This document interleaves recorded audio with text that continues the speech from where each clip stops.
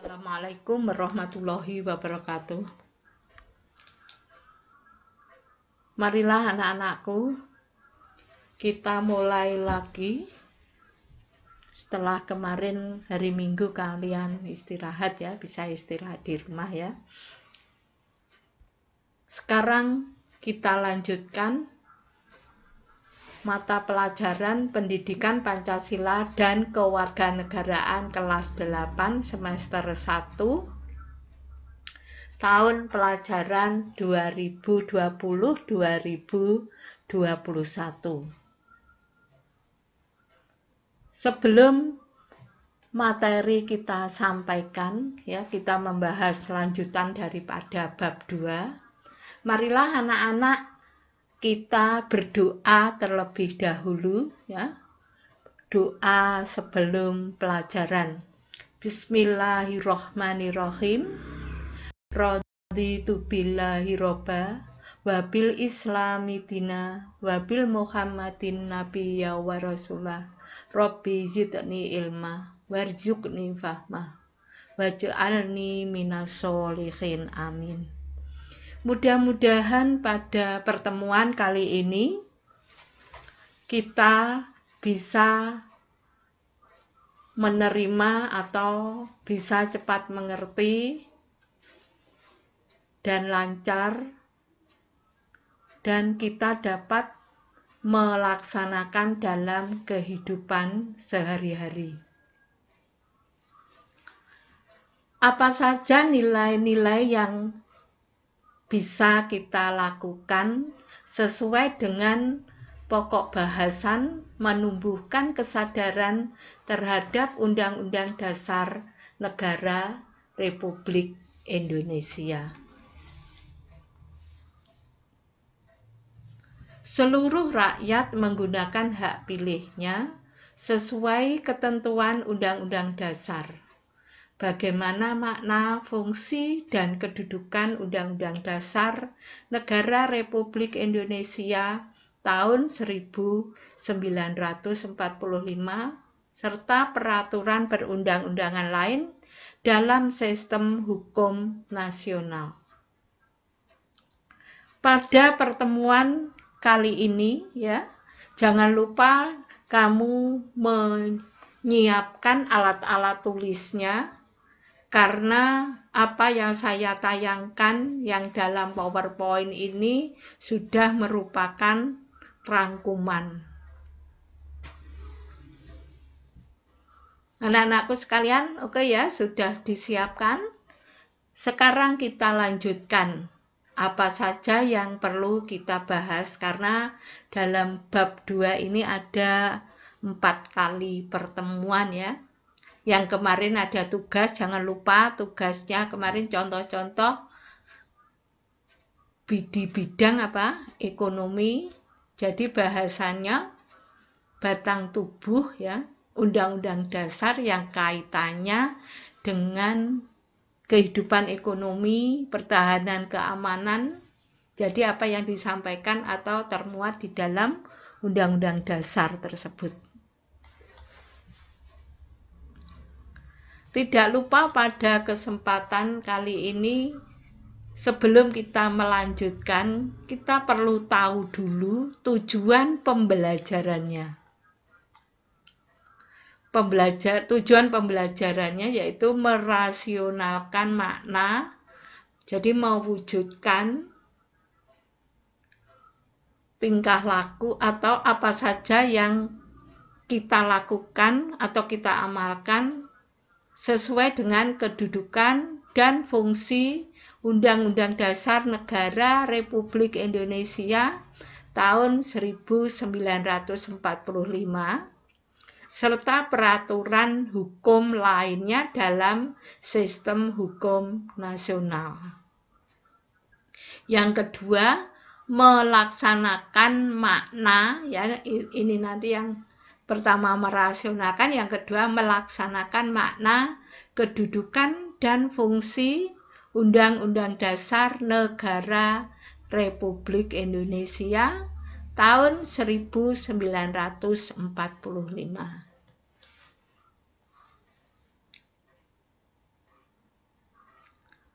peraturan perundang-undangan nasional, yang kemarin makna fungsi, sekarang yang kedua ya, sesuai dengan tujuan tadi ya, peraturan perundang-undangan nasional ya.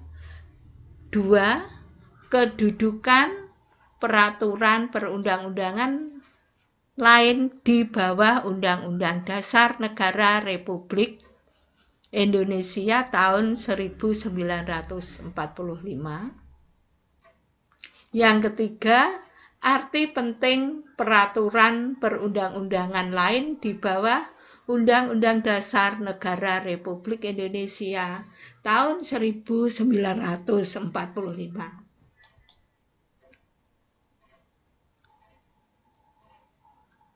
Peraturan perundang-undangan nasional ya, ini langsung yang dibahas yaitu pasal 7 Undang-Undang Nomor 12 tahun 2011 tentang pembentukan peraturan perundang-undangan, menjelaskan peraturan-peraturan yang berlaku di Indonesia. Jadi atau dikatakan sebagai landasan hukum itu ini pasal 7 Undang-Undang Nomor 12.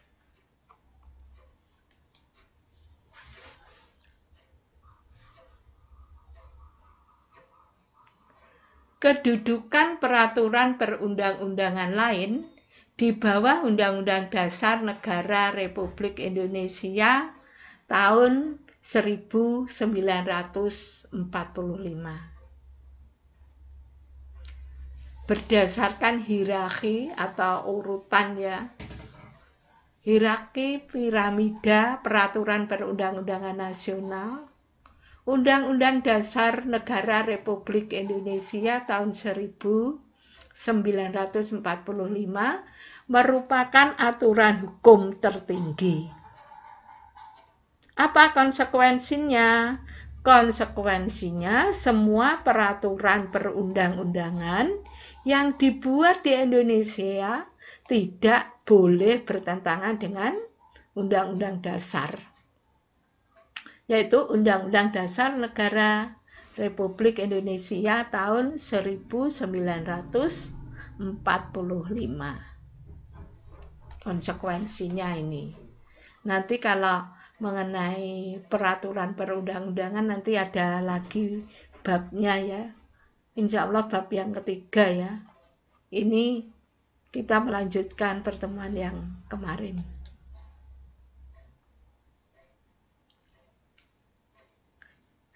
Yang ketiga, arti penting peraturan perundang-undangan lain di bawah Undang-Undang Dasar Negara Republik Indonesia tahun 1945 ini. Jadi selain adanya Undang-Undang Dasar ya, itu ada undang-undang di bawah Undang-Undang Dasar Negara Republik Indonesia tahun 1945 itu menjelaskan lebih terperinci maksud ketentuan dalam Undang-Undang Dasar. Nah, tujuannya apa? Kok adanya penjabaran terperinci atau menjelaskan lebih terperinci, yaitu melindungi dan mengayomi hak warga negara. Jadi setiap tingkah laku warga negara itu apa? Dilindungi dan diayomi oleh Undang-Undang Dasar. Memberikan kepastian hukum bagi warga negara.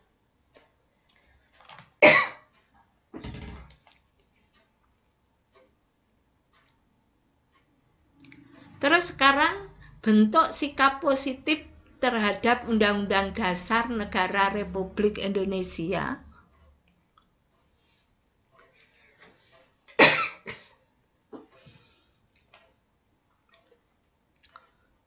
Satu, nanti yang kita bahas bentuk positif terhadap Undang-Undang dasar, bentuknya apa, kalau misalkan wujud tingkah lakunya apa, terus upayanya bagaimana untuk mewujudkan Undang-Undang Dasar Negara Republik Indonesia tahun 1945. Yang ketiga, pelaksanaan Undang-Undang Dasar Negara tahun 1945 dalam berbagai bidang.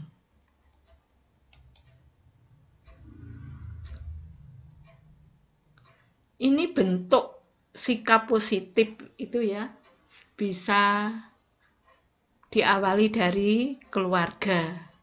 Itu ada gambarnya, kalian bisa mengamati. Di lingkungan sekolah. Ini di masyarakat dan dalam berbangsa dan bernegara.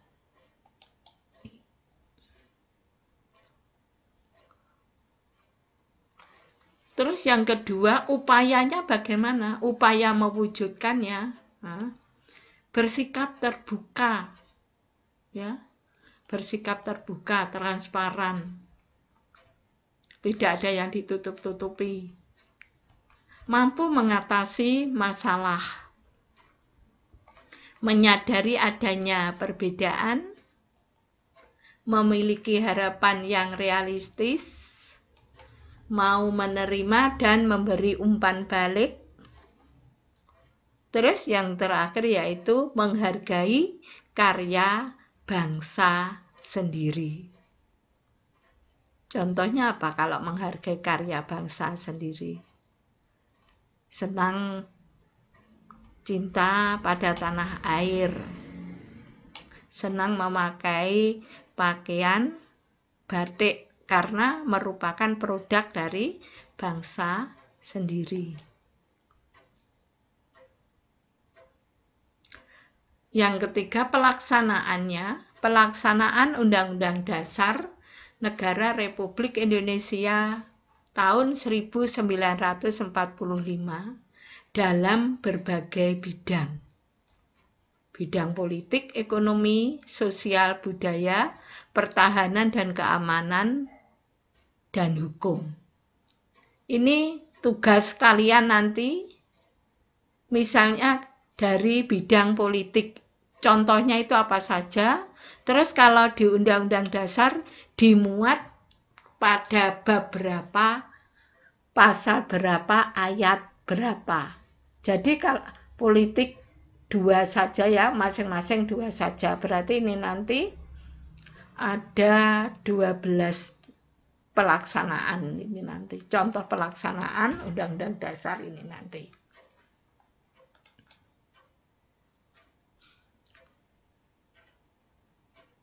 Saya singgung mengenai perubahan Undang-Undang Dasar Negara Republik tahun 1945. Tentunya kalian mesti bertanya-tanya, apa ya alasan dilakukan perubahan atau amandemen, ya. Makanya ada perubahan 1 ke 1, 2, 3 dan keempat itu. Berdasarkan sejarah,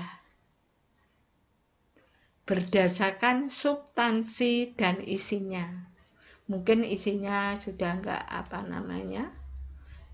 bisa menyesuaikan. Makanya kalau dalam undang-undang itu, undang-undangnya atau batang tubuhnya bisa dirubah, tapi yang tidak bisa dirubah itu apa?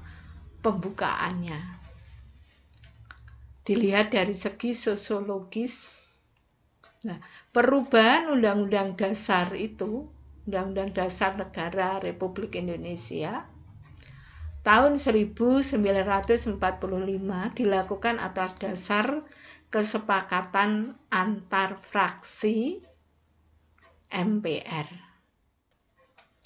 Marilah anak-anak kita lanjutkan kembali mengenai hasil perubahan Undang-Undang Dasar Negara Republik Indonesia tahun 1945. sebagai berikut. A. Penghapusan atau pencabutan beberapa ketentuan. B. Menambah ketentuan atau lembaga baru. Yang C. Modifikasi terhadap ketentuan atau lembaga lama. Kalian bisa nyimak selanjutnya ya sambil menulis ya, atau kamu screenshot nggak apa-apa.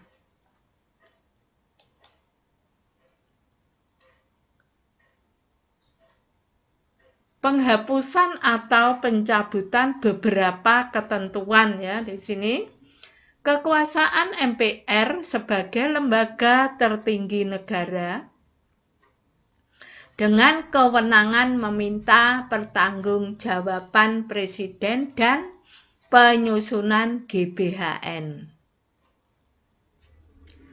Kekuasaan Presiden yang menyangkut pembentukan undang-undang. Terus yang ketiga mengenai penjelasan Undang-Undang Dasar Negara Republik Indonesia. Ini yang penghapusan atau pencabutan ya.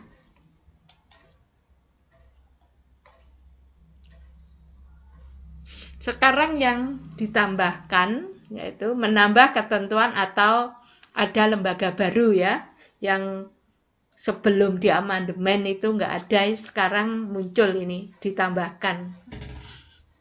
DPD yang diatur dalam pasal 22C dan 22D Undang-Undang Dasar Negara Republik Indonesia tahun 1945. Bank sentral yang diatur undang-undang sekarang diatur dalam pasal 23D, perubahan yang keempat. Mahkamah Konstitusi atau MK yang diatur dalam pasal 24C dalam amandemen yang ketiga atau perubahan yang ketiga.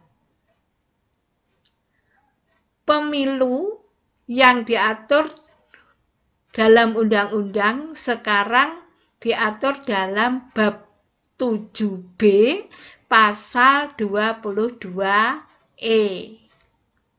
KZ ini, Komisi Yudisial. KZ yang diatur dalam pasal 24B pada perubahan yang ketiga. Mahkamah Konstitusi dan Mahkamah Konstitusi dan Komisi Yudisial. 24B dan 24C yang ini. Nih.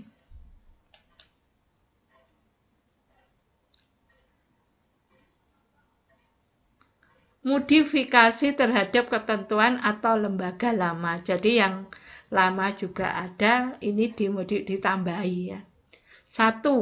Reposisi MPR yang merupakan modifikasi dari ketentuan lama yang diatur dalam pasal 2 ayat 1 Undang-Undang Dasar 45 berdasarkan perubahan keempat. Pemilihan presiden dan wakil presiden secara langsung oleh rakyat yang sebelumnya dipilih oleh MPR diatur dalam pasal 6 amandemen ketiga atau perubahan yang ketiga.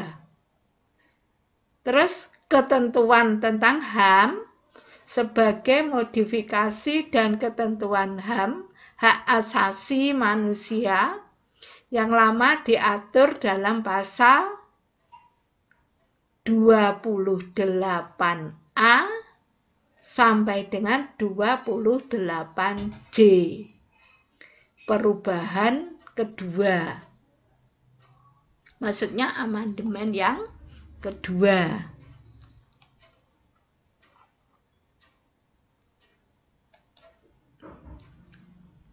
Terus sekarang